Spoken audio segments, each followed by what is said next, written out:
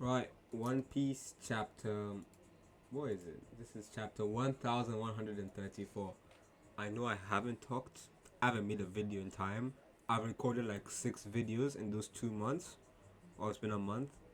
I don't really feel like dropping them because I don't want to edit, so this won't really be edited. It'll just be me going in and putting in the panels I want to talk about from meaning this chapter. I'm not going back to the chapter. So, Color Predator Frankie is a giant mech, and all the other Straw Hats with water guns are riding him. So we begin the chapter where we finished last chapter after Robin and Saul met and all the Straw Hats cried. Luffy performed what TCB is putting in translator notes as a Yakuza type voice. The title of chapter 1134 is The Owl Library. Luffy says he's in debt to Saul for what he did for Robin back in the day, not to introduce himself. And this, I think it's Zoro or one of the Straw Hats are asking Luffy, where'd you learn this routine? And he says nobody. I'm liking how in this arc, Luffy is subverting his usual thing of not lying. Like he's really following Loki's thing about not telling about it. And we'll see later in this chapter his face, or how I viewed his face in this panel. So the Straw Hats are famous. Saul knows about them, and he tells Robin he's happy she found people who fuck with her and willing to accept her. You know, we have another panel of the Straw Hats crying. Everyone minus Jinbei, Luffy, Zoro, and Saul continues like he's happy to meet Robin's friends. They made it to Elbaf, and he's sorry for scaring him. He's been planning this routine, the routine of him scaring Robin for a while with his assistants. And like he's mentions how he used to be a marine, and he thanks them for taking care of Robin and asking to keep it up. Then Lilith comes in and she's like, "Yo, Saul, like have we met before?" And it's like, "Oh, I'm Vegapunk," and he's there like, "What?" And then Jinbei pulls out something. It's something Lilith or the punk asked Jinbei to bring from Egghead, and she says inside it is one of me, and looks like another Vegapunk. She says, "Yeah, but this clone's different from our satellites. It's a perfect copy." Now,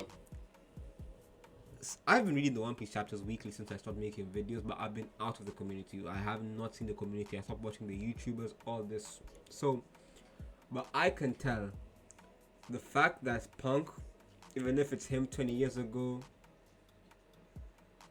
even if it's like a copy, it's not actually Vegapunk. I know people will be upset. It kind of cheapens the whole Vegapunk died thing. I know people will be mad about it, and to me that makes sense why they would be mad about it. But hey, that's One Piece, man. Niggas don't really be dying. So she tells her this exists because no plot hole. It exists because Vegapunk couldn't really just leave Egghead or wherever he was based in without the government noticing. You know. And then she just keeps going. It's like she wants to build a new lab on Egghead. And then Bonnie, who in the last chapter she's remained in kid form, and Bonnie says, "Will it be possible if you make that lab to help Kuma?" Sorry. So I'm guessing the whole Bonnie joining the Straw Hats thing, 60% might not happen. I say 40% it might still happen because Bonnie could go on her adventure with the Straw Hats, and Kuma could be on Elbaf kept safe. You know. Saul asks, "I know Vegapunk. I'm happy I met him 20 years ago, but why are you a woman?" And he says that's a perfectly logical explanation, but some Elbaf kids cut him off. And it seems like he founded a school. We see his damn. We see his assistant. She's gonna give a tour of the premise. So Luffy, Usopp, and Zoro, that's the group they go. They're gonna take a look around the area. So it is the Walrus Folk School. Salt opened it 20 years at the request of the former king. And you know, the Luffy, Usopp, and Zoro are like going off of like kind of stereotypes of what giants should be. Robin is being taken to the library with Saul. Chopper is going to go with Robin and Saul to the library, the Owl Library. We see an owl later in the chapter. Nami, Nami and Sanji seem to be going wherever. And then Frankie and Jinbe are interested in the giant tree. Could be linked to Adam Wood, could not be. We don't know. I mean, it's a spoiler later in the chapter. Later in the chapter, a more giant lady, I forgot her name, but I'll read it out as I'm going through the chapter, brings up how the former king told the people of Elbaf stop fighting and more or less trade with the outside world. Now, when the Adam Wood was introduced at the end of Ennie's lobby and Frankie was telling us about it, I remember he said it appears on the black market every once in a while. So it could be, I think it's Yggdrasil. If that's not how you pronounce it, I don't care. Could be like every once in a while the Elbaf people cut off a branch, like a big ass branch of it, and sell it to the outside world. Then it grows back to it again. So the giant kids chasing Luffy, Zoro, Usopp. I call it Group Luffy, there's Group Nami, and there's Group Robin, Group Jinbe. So Group Luffy is been chased by giant kids, and then giant boys, and then giant girls come and say, you can't really harm, humans. And this is after Zoro was saying he's gonna cut the kids, and Usopp said, please don't do that. So then Luffy calls them lame, and then Zoro's like, what, are they really Elbaf warriors? And they're like, you can't call us a brat. Usopp tries to be diplomatic. Zoro keeps insulting, calling them bastards. And then with the words of the giant lady I was talking about, apparently Group Luffy is standing on her. Her name is Ripley. She is the biology teacher. And later on she says she's from the older generation of giants, so she's over 100 years old.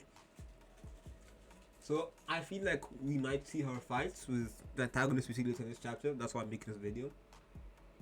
And then she keeps talking about like how foul mouths, aggression, plundering, war, those are all relics of a bygone era. And then she welcomes the Straw Hats to Elbaf. So the assistant comes in. The teacher apologizes for the brats and all that. And then she brings up what I was saying earlier. The former king said, seek to trade with other nations, not wage war. That seems to be a very, very important point.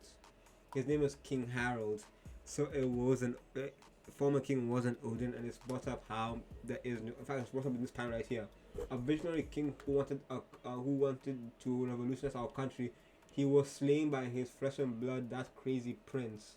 Now, in the panel to the right, when Ripley is talking about the former king, Luffy's face, he's doing that thing where he does like he puts his lips inside his mouth, he's trying to not talk. Hopefully I'll find the meme of it here of him doing it. And then that brings us close to the history lesson. That's it. They keep going. And Ripley brings up the whole Luffy in Gear 5, and he says once again that's him at his most free. And she brings up how he looks like a warrior from the Elbaf legends. I'm reading TCB, so it's not gonna be verbatim what I'm saying. I'm just gonna say what I feel like they're saying. We cut to Saul and Group Robin,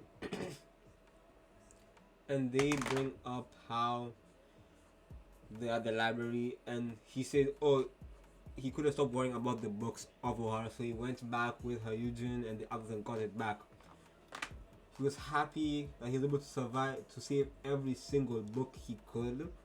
And then a book Robin was holding became giant, and then we see the library and how all the books have been giant sized, and when a book is brought into our library, it is giant sized. And he's so happy he made sure not to miss a single book. We see small flashback to Clover. I know he's a member of the Will of D, but I've forgotten it. I don't know if I made a chapter during that time or if one of those videos I just made and I just never dropped. We cut to the realm of the dead where Loki is. Loki is talking to somebody through a snow Dendenmushi, a special type of Dendenmushi. It's still fun Oda's introducing new Dendenmushis over the story, but this late in there's still new Dendenmushis.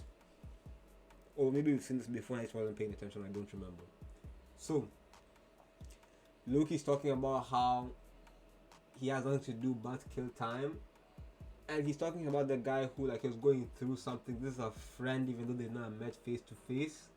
And he says if he was in the situation his friend was in, he would have turned the place into ruin and slaughtered his friend's opponents. Now, he calls his friend Naive Mosa. The translation note TCB provides says in Japanese it's a suffix which usually means noble, duke, or an official high ranking person. And he says thank you for your counsel, that even if Loki uses harsh words, he is still a kind person. And Loki says, yo, never say that to me again. I don't know anything to do with kindness. And he says, shut up, Musa, just you wait till I'm no longer shackled. Then we cut to the western village. Hey, hasn't the feast been delayed?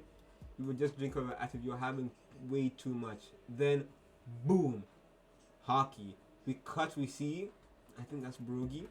We see the giants are partying, they're already partying. During the hockey, we see in the middle panel two hooded figures. One of them is, before we go to that, we have the same summoning circle like the Gorosei. I guess it's not a Gorosei exclusive summoning circle. It's just like something Emu will allow them. They can just do summoning circles wherever. So it seems like it's not exclusive. Like a Tanibito has to, or a person who can use summoning circle has to be there. It's just whenever they can, or if Emu directly does it, they can just send summoning circle. Now the two people here, the one in the bottom has a bandage wrap thing. I think maybe if I pull up the God Valley flashback from Kuma's flashback, maybe I can see if this guy like the hair or the mouth thing. I'll try to put it up on screen if I see anything. But the guy above me, that's, I won't say it's Shanks, cause what? From what I know, Shanks is. Let me pull up an image of Shanks. Shanks' scar is on his left eye, and we can only see this character's right eye. Shanks left Elbaf, so I think this is Stabs. This is Stabs. You know, Shanks' brother Stabs is here, and that could mean. I mean, let me also try and see the image from when Shanks met the Gorosei and pull it up. Yeah, in the panel we also only see this person from the right side. This could not be Shanks. This could very, very well be Stabs. Shanks would have never met the Gorosei, which means the Shanks rat agenda might be dead. But overall, peak chapter. I'm gonna see you when I feel like making a video again. Peace.